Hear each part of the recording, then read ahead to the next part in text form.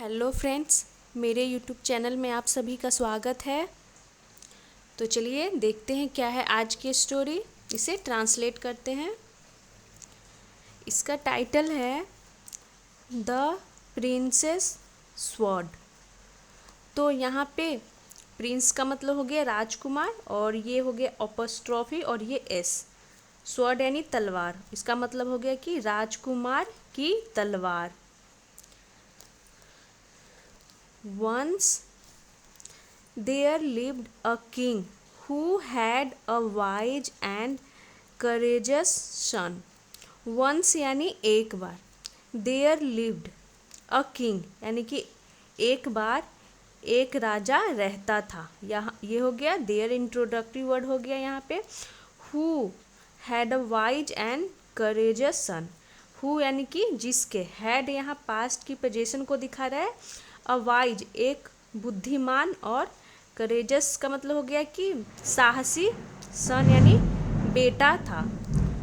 तो हु यहाँ relative pronoun हो गया, जो किंग के बारे में एक्स्ट्रा इन्फॉर्मेशन दे रहा है कि एक राजा रहता था और उसका एक साहसी और बुद्धिमान बेटा था।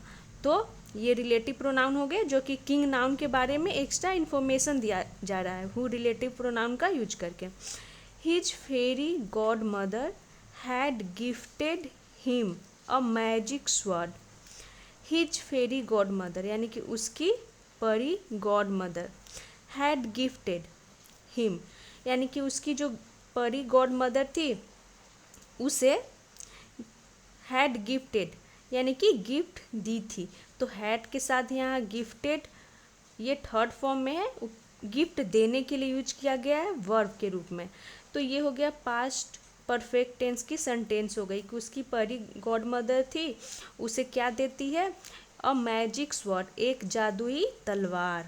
तो मैजिक तो वैसे नाउन है, बट यहाँ पे ये काम कर रहा है एडजेक्टिव का, क्योंकि स्वॉर्ड यानी तलवार को, तलवार के बारे में बता रहा है, उसकी विशेषता बता रहा है कि कैसी तलवार, तो जादुई तलवार। तो उसकी जो परी गॉड मदर थी वो उसे क्या देती है, एक जादुई तलवार। That only the prince could use, no one else could lift it, जिसे only यानी केवल, the prince यानी कि राजकुमार, could use यानी जिसे केवल राजकुमार इस्तेमाल कर सकता था। ये हो गया, तो कैन का यहाँ पास्ट हो गया, could use यानी इस्तेमाल कर सकता था, यानी उस तलवार का केवल इस्तेमाल राजकुमार ही कर सकता था। नो वन एल्स यानी कि कोई और नहीं, कुड लिफ्ट इट यानी कि कोई और नहीं उसे उठा सकता था। ये हो गया लिफ्ट यानी उठाना, इट प्रोनाउन हो गया जो कि स्वॉर्ड तलवार के लिए यूज किया गया है। वन डे एक दिन, an ogre entered the kingdom and destroyed the houses of people. इसका मतलब हो गया एक दिन, एन ओगर यानी कि एक राक्षस, ओगर का मतलब हो गया राक्षस, और एन आर्टिकल हो गया जो। तो जब हम इसे प्रोनाउंस करते हैं तो ये वोवेल साउंड आता है इसका फर्स्ट लेटर, तो इसीलिए एन आर्टिकल का यूज किया गया। एक राक्षस एंटर्ड यानी कि वो प्रवेश किया, एंटर उसकी पास्ट हो गई, एंटर्ड द किंगडम, कहाँ, तो राज में।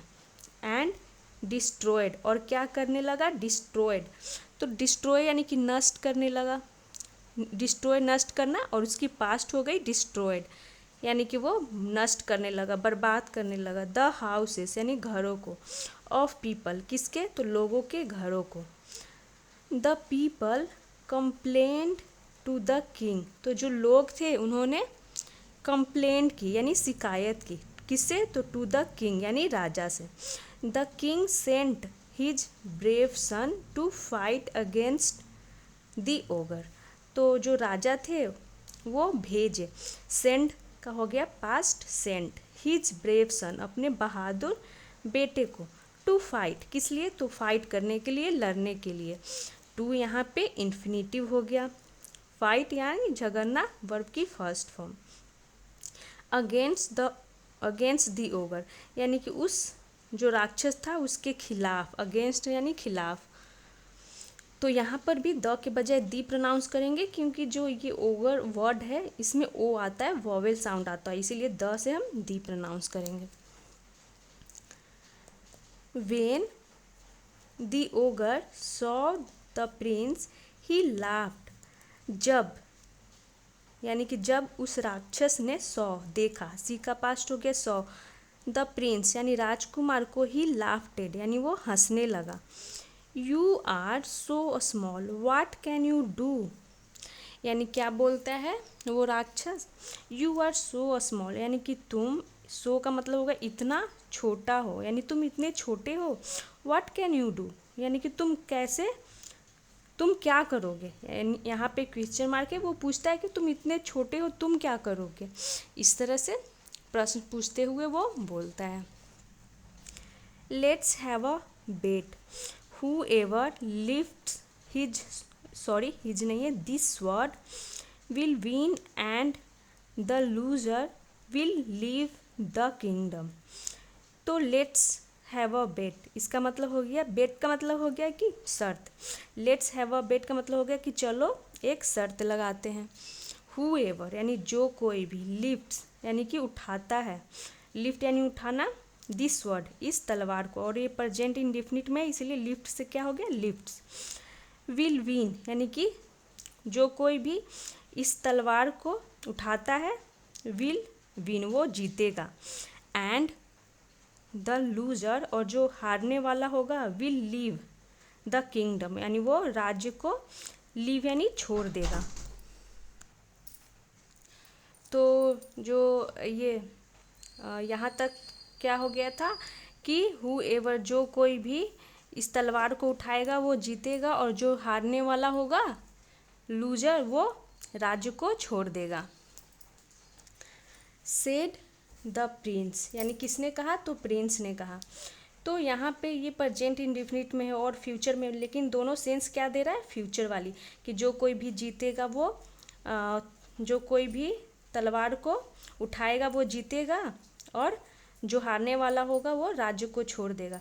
तो ये कंडीशनल जैसी सेंटेंस हो गई, जिसमें कि फर्स्ट पार्ट होता है जो प्रेजेंट इंडेफिनिट में होता है, और सेकेंड पार्ट फ्यूचर में, बट वो सेंस देता है दोनों फ्यूचर वाली, यानी कि वो दिखाता है कि फ्यूचर में जो काम होगा एक पार्ट, और उसका जो दूसरा पार्ट होता है उसका रिजल्ट दिखाता है. तो वही था कि जो कोई भी इस तलवार को उठाएगा वो जीतेगा, और जो हारने वाला होगा वो राज्य को छोड़ देगा. The ogre tried to lift the sword but could not. यानी जो राक्षस था ओगर, उसने कोशिश की, ट्राई का पास्ट हो गया, ट्राई टू लिफ्ट यानी उठाने की, द स्वॉर्ड उस तलवार को, लेकिन कुड नॉट, कुड नॉट का मतलब हो गया कि लेकिन वो नहीं उठा पाया उस तलवार को. तो उसने कोशिश की बट वो तलवार को नहीं उठा सका. He granted and heaved but the sword did not move. तो यहाँ पे हो गया कि उसने, ही ग्रंटेड यानी कि वह गुर्राया, कि कौन, तो ही यानी कि उस राक्षस ने, ग्रंटेड यानी गुर्राया, एंड हीव्ड. तो यहाँ पे हीव्ड का मतलब हो गया कि जोर से, मतलब ताकत लगा करके उठाना, और वैसे हीव्ड का मतलब ये भी होता है कि जोर से सांस लेना भी. तो यहाँ पे वो ताकत लगा के देख सकते हैं, यहाँ पे उठा रहा है तो क्या हो गया इसका मतलब कि वो गुर्राया और जोर से ताकत लगा करके वो उठाया. बट लेकिन द स्वॉर्ड यानी जो तलवार थी, डिड नॉट मूव यानी वो मूव नहीं हुआ, यानी वो हिला भी नहीं.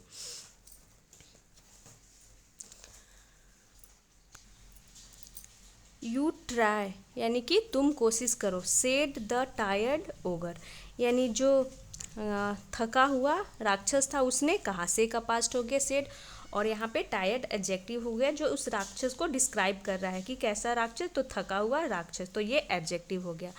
तो जब वो उठाता है नहीं उठ पाता है तो उसने क्या बोला कि अब तुम उठाओ. यू ट्राई यानी कि तुम कोशिश करो, यानी कि उसने प्रिंस से कहा. The Prince lifted the sword easily यानी जो राजकुमार था उसने उठा लिया, लिफ्ट यानी उठाना, और उसका पास्ट हो गया लिफ्टेड, द स्वॉर्ड उस तलवार को, ईजिली यानी आसानी से, और ईजिली यहाँ एडवर्ब हो गया.